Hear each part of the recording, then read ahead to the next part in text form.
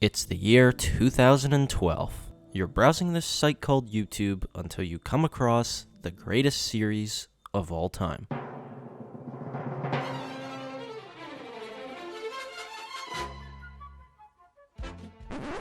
Okay, well, maybe it didn't have a script or any crazy CGI. It was literally just a group of guys playing a game, having fun, but it certainly was something special. Their videos meant a lot to me as a kid, so I decided to relive those days in my own Tekkit world. So sit back, forget about work or school, and let's relive this memory together.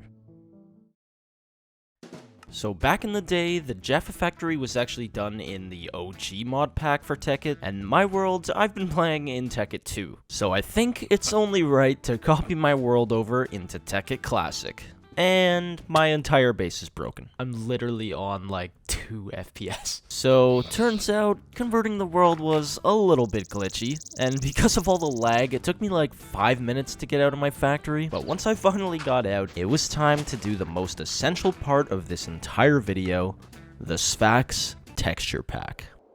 Oh my gosh. This is insane. And after a lot of crashes and trying to fix it by removing a bunch of mods, I finally was able to fix the lag by loading my world without Buildcraft and then reinstalling it. And since I'm a programmer, let me explain to you guys why that worked.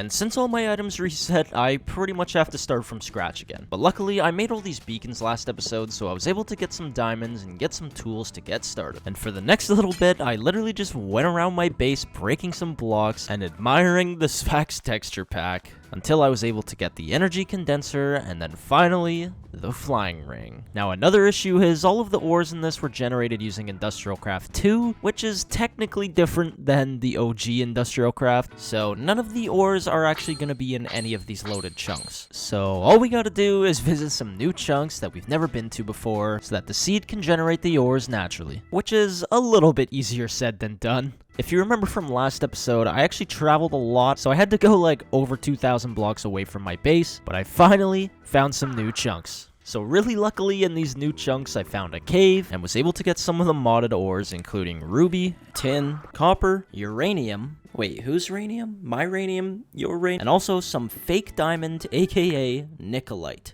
There were still a few ores missing, so I had to find even more new chunks, but I eventually got emerald, silver, and sapphire. So now we have every single modded ore, but there's still something that we're missing. Something more valuable and more important than all of these ores put together. I've traveled thousands of blocks and finally found it. Marble. For those who don't know, this is going to be used quite a bit in our build for this episode, and for those of you who do know, you can probably relate to how nostalgic just seeing this texture is. And the last thing I needed from new chunks was rubber trees. Okay, so after all of that, it's finally time to start building up a house. And you already know exactly how this house is going to look. This doesn't look right. Oh, the roof is on the other side. And the house is complete and looking good. And now it's time to make some machines. Okay, so the machines I want are the macerator and the electric furnace. For pretty much every machine, we're gonna need an electronic circuit and a machine block, and with a bit of flint and cobble, we got the macerator. And with another electronic circuit and an iron furnace, I've got the electric furnace. And finally, I set up a generator with some copper cables. So if it's been a while since you've played Tekkit, the macerator turns every ore into 2 dust, and for every single dust we can smelt it to get an ingot. And we can actually easily automate this with Buildcraft. So we can put a wooden pipe right here where the items will come out of the macerator, and then using cobblestone pipes I can route it into the top of the furnace, and to power it we can use a redstone engine and a lever. And now we've essentially doubled all of our ores. And our base was getting a little bit dark, so I decided to light it up with this jack-o'-lantern. If you know, you know. And to finish off the decorations, I changed the floor from grass to marble. Next, it's time to organize our items a little bit. I placed a bunch of chests around the house and gave them some labels. So here we have local things for local people, unrefined ores and stone, organic materials. Yes, trust me, that is not a typo. refine, and tools and safety gear. And apparently I forgot to label the last chest, but it's just precious materials. Now this house is getting a little bit too crowded to have a bed or anything, so I think it's time to build a second house. It's literally just a one-to-one copy of the other house, and also to the Jaffa Factory house, and it was finished off with some birch wood for the floor. This house is going to be used for mine and my business partner's bedroom. So here we have my bed, and still my bed. I roll around a lot in my sleep, guys. And I think it's very fitting to have my business partners be my YouTube members. So here we have Desmond the Grape 2's bed. Thank you, Desmond, for being a member. And this was recorded when I only had one member, but now I have two. So for now, this is my bed. But yeah, this belongs to Bruno. Anyways, and we can't forget to give our members a share in the company. Disclaimer, this is not a legally binding share, and I shall not be held personally or financially responsible for the profits on this video. Please contact your doctor if you experience an arrest. Alright, the next step is to plan the foundation of the factory. So to make sure I was placing everything in the right spot, I took their coordinates on this ladder and compared it to mine, and really luckily, I built this building in the same direction as them, so it was really easy to compare the coordinates. So the first blocks should go right here with the corner just like that. And the factory has this repeating pattern by 9 by 6, just like this. And there we have the initial foundations of the factory. This is actually like making me feel some type of way. Like it's hard to explain. Next, I built a to-do list of things to do, then made some iron, gold, and diamond gears to make a quarry, along with a steam engine for power. Now, we've been using a lot of coal for power for, like, our generators, and now for the quarry, which is not very carbon neutral of us. So to fix that, I decided to make some solar panels. Now, before that, we need a place to actually store the electricity, so I made some energy crystals along with gold cables to get an MFE. We're also going to need an LV transformer, or else our machines will quite literally explode. Now we can combine a generator, coal dust, and a bunch of other stuff. And of course, I put the glass and the coal dust in the wrong spot. Literally every time. Anyways, we got the solar panel. And using our condenser, I was able to get the materials to make 7 more solar panels, giving us a low voltage solar array. Now for the next thing, I calculated the exact coordinates, and like this, and the entrance is right here. And then I made this metal fence with refined iron, and started making the fence and placing them in this pattern. I went back and forth between multiple videos looking at this area from like multiple directions, and I was able to get the exact positioning of this fence. And once I finished that, I built this house on top with a little contraption inside. And then I spent like an entire hour trying to follow the exact grass patterns, and I think I finally got it. And here we have the Sipsco decoy compound. Other dirt manufacturers are available. And to finish it off, I made some red lamps with a redstone torch here.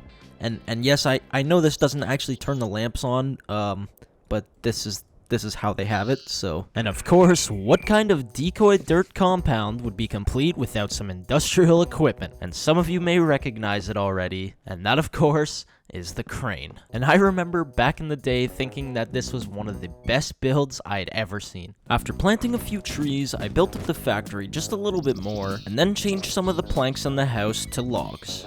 And after that, I built this simple little farm, and of course, who can forget? It's time to build the Dirt Man. And yes, once again, I calculated exactly how far away this should be from the factory to make it truly authentic. And then of course, after that was done, I built the little dirt shop. And yes, I literally had to count the individual blocks to measure and I guess in this version, this would be Desmond or Bruno, but yeah, it's quite generous. So let me know in the comments how accurate this representation is for you guys. What is my life, bro? But I guess this is what happens when you become a member. Don't think they really anticipated this, but anyways, after that, I built an energy link, which essentially allows you to convert industrial craft energy into buildcraft energy. So that way I can now power our quarry with our solar panels instead of steam engines. There's a creeper on the roof.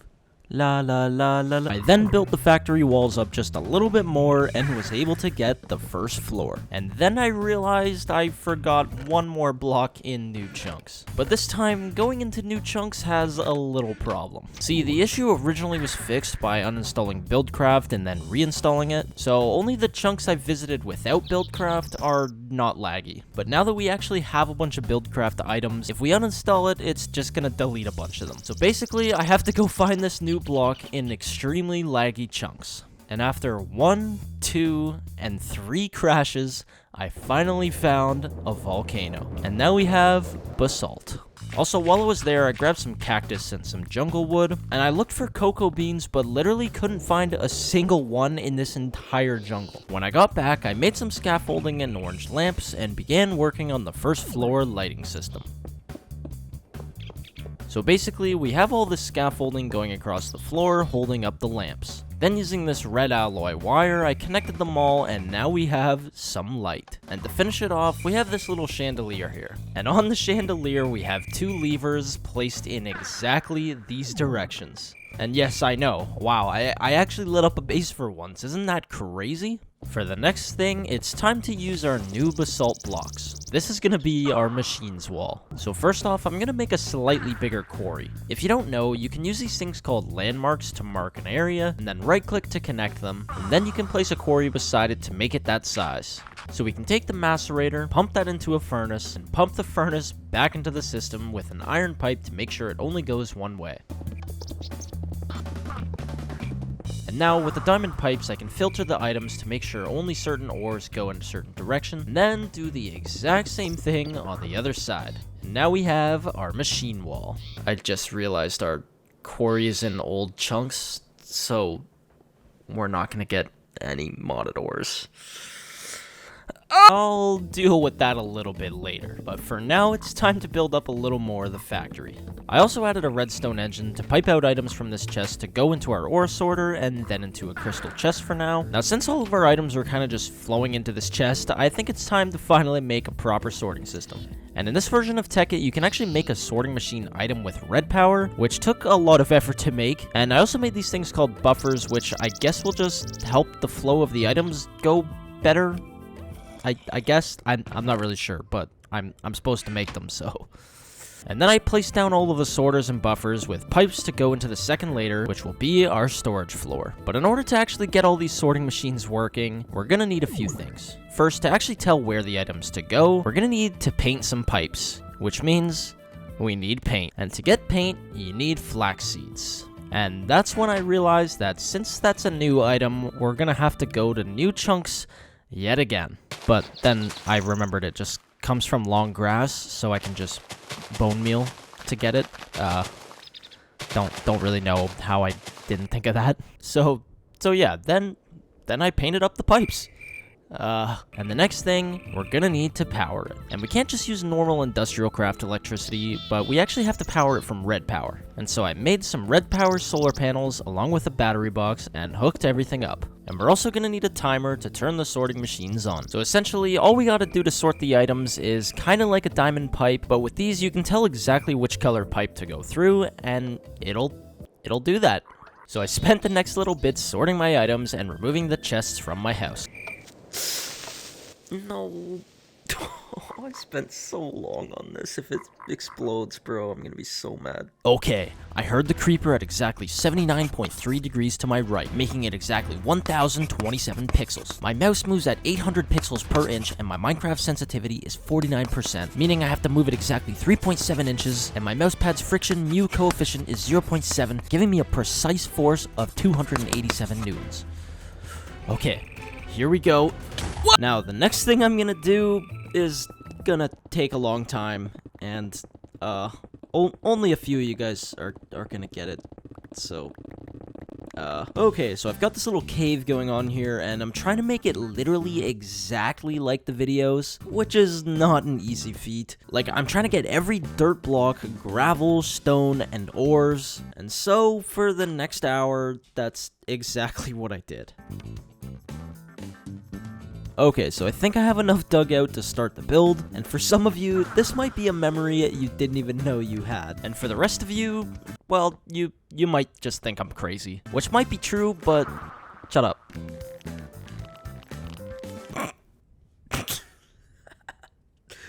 Oh man. This is just like such a weird memory to see this. I don't know if you guys can relate, but I'm having a great time here. And next, I built some sticky pistons using sticky resin because we don't have slime balls. And now it's time for the mechanics. So these pistons on the bottom will open and close the mouth. You will subscribe. Okay, what am I doing? And of course, we can't forget about the angry eyes. And that just spat out the flint and steels. That's excellent. So I think the issue here is, since this is such an old version of Minecraft, the dispensers don't actually light the fire, and so we need to use something called a deployer. And all a deployer does is basically just right-click, so this should work with the flint and steel.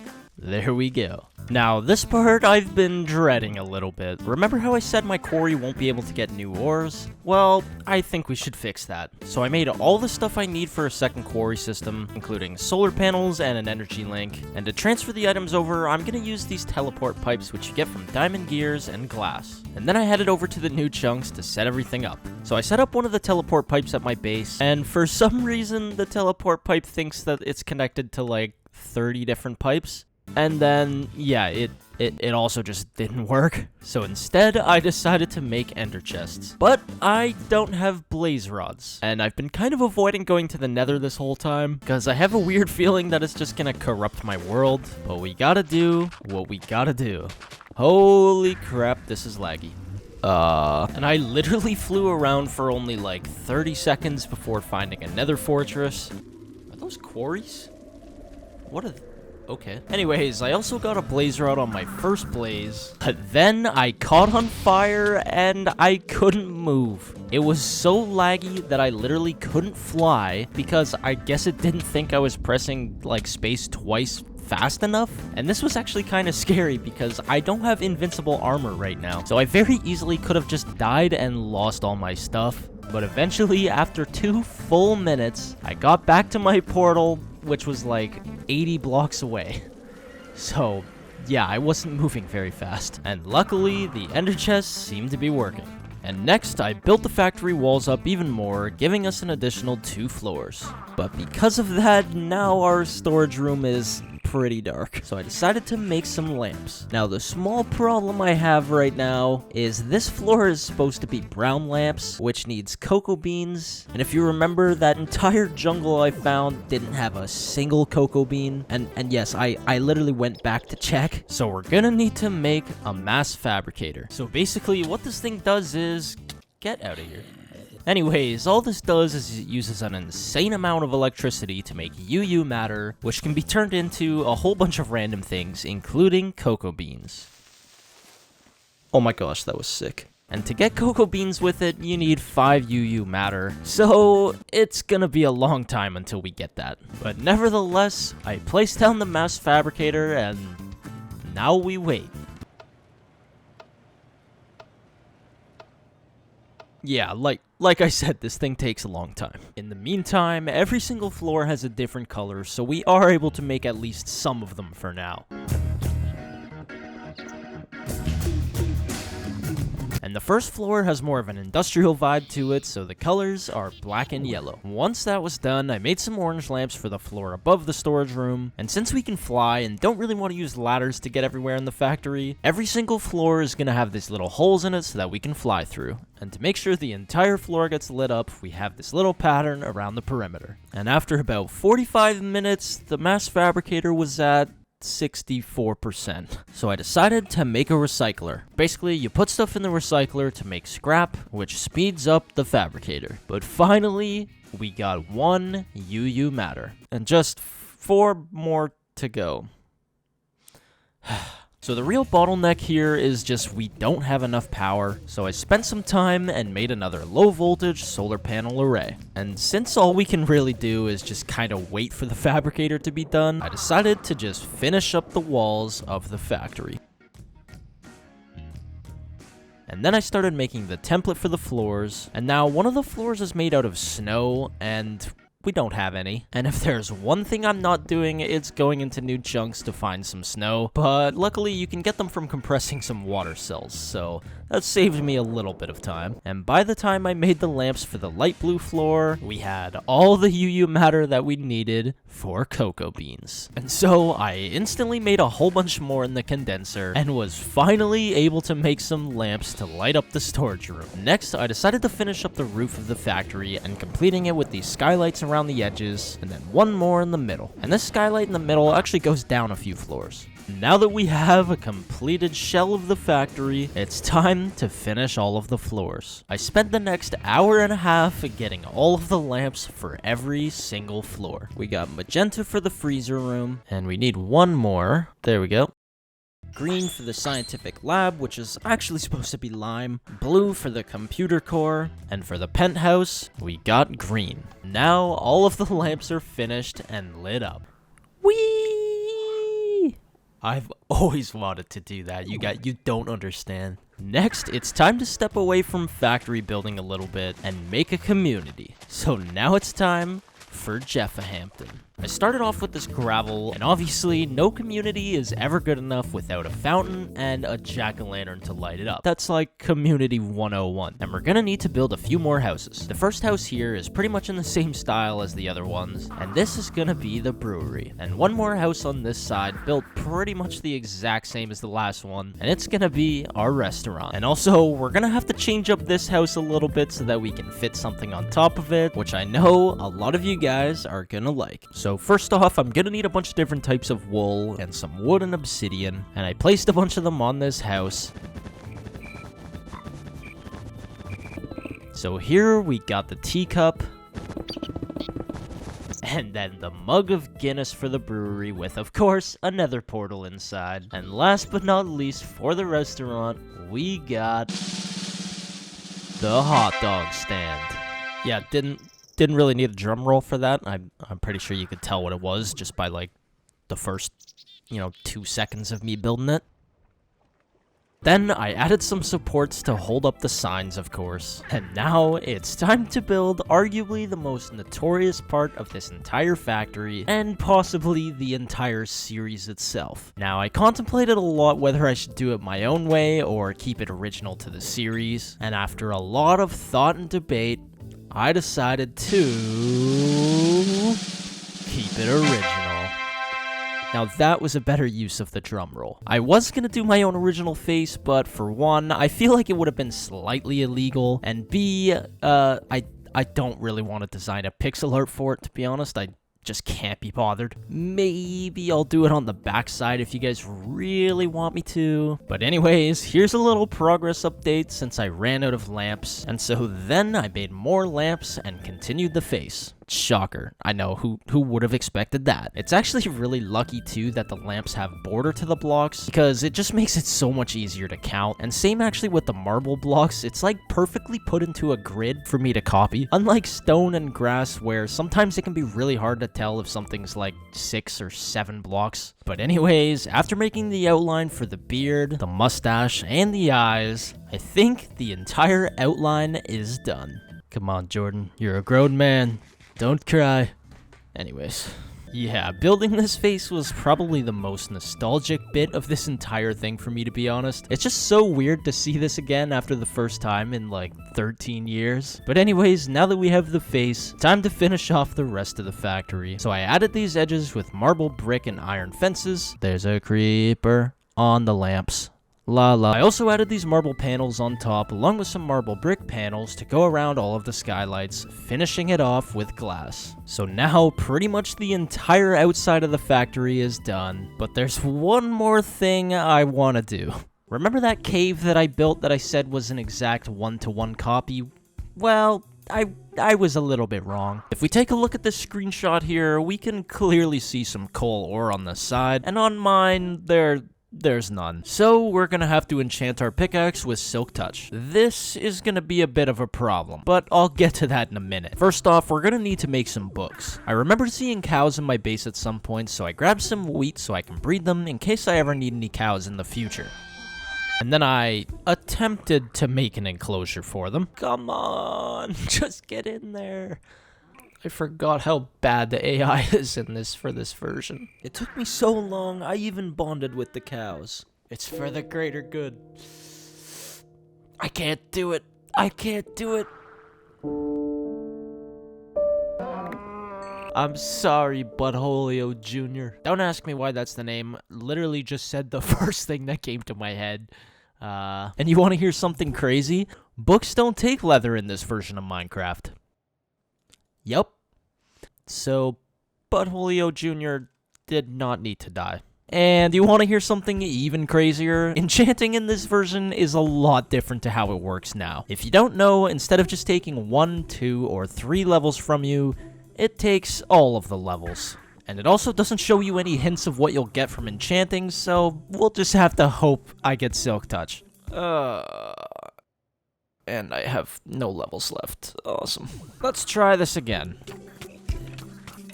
No. This is good enough, right? Like, it's pretty close. Oh. Okay, wait. I could technically just move this coal with a piston, but that's a lot of work. I'm not doing that.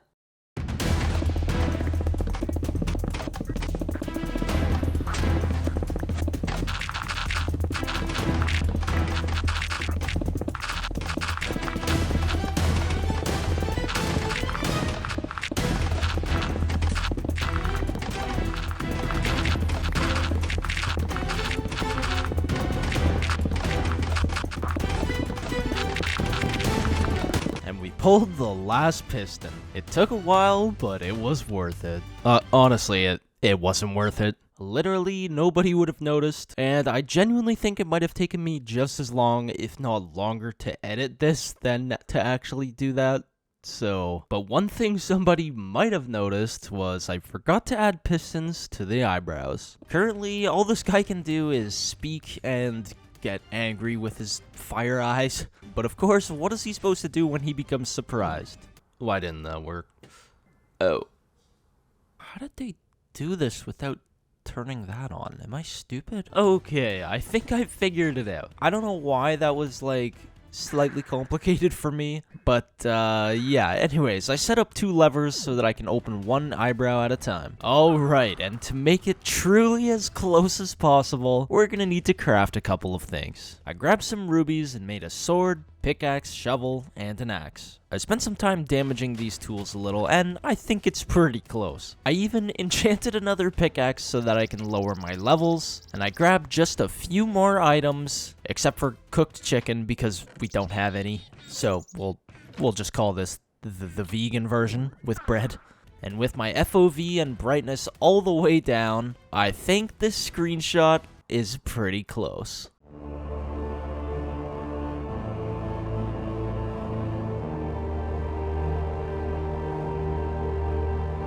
Anyways, I think that's good for part 1. Obviously, there's still a lot more to do in the factory, and based on how long I've been recording for, it's definitely been longer than 100 days. So be sure to hit that subscribe button and turn on notifications so that you don't miss out on part 2. Anyways, thanks for watching. Like and subscribe, or I will come into your closet and I'm gonna